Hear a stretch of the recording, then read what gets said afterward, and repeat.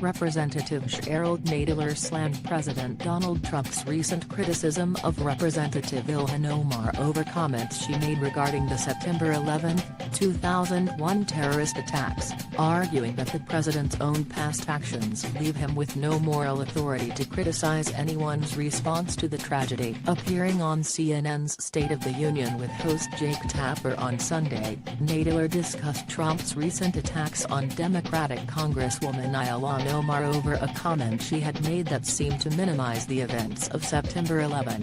Nadler told Tapper he believed Omar's comments had been mischaracterized and should not have been controversial. The Democrat from New York City then lit into the president for going after Omar on this issue, claiming that Trump stole $150,000 in relief funds allocated by Congress for small business owners affected by the 2001 disaster. "I was instrumental in getting funding for small businesses, grants for victims of 9/11, Nadler explained. He wasn't president then, but Donald Trump actually took a $150,000 grant from the Bush administration. The comment was in reference to 40 Wall Street, a Trump-owned building located several blocks east of the World Trade Center site. According to Nadler, Trump was able to obtain relief funds that were meant to help small business operators in Lower Manhattan get back on their feet. Nadler continued, "He stole $150,000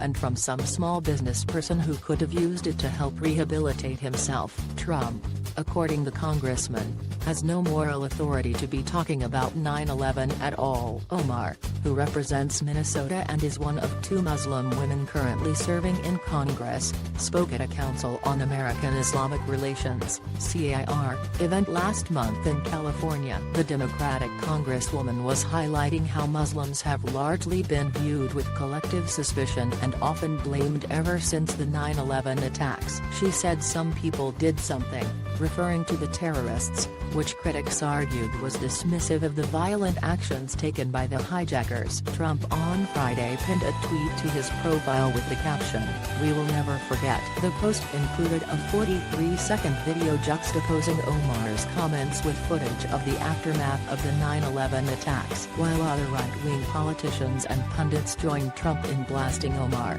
Her progressive colleagues, such as Representative Alexandria Ocasio-Cortez and Senator Bernie Sanders, came to her defense. Members of Congress have a duty to respond to the president's explicit attack today, Ocasio-Cortez wrote on Twitter. She pointed out that Omar's life is in danger as she has received multiple death threats and one Trump supporter has even been charged for threatening to assassinate her. "For our colleagues to be silent is to be complicit in the outright, dangerous targeting of a member of Congress," she said. "We must speak out." Sanders shared his thoughts on Twitter as well, writing, "Ilhan Omar is a leader with strength and courage. She won't back down to Trump's racism and hate, and neither will we. The disgusting and dangerous attacks against her must end." Some have pointed out that Omar is also a co-sponsor of legislation to give compensation to 9/11 victims, whereas some of her Republican critics have not supported the bill. As for Trump, in the immediate aftermath of the attacks, he called into a local news channel and pointed out that following the collapse of the World Trade Center, his building at 40 Wall Street, which, for a matter of weeks in 1930, laid claim to being the tallest building in the world, had once again become the tallest structure in downtown Manhattan.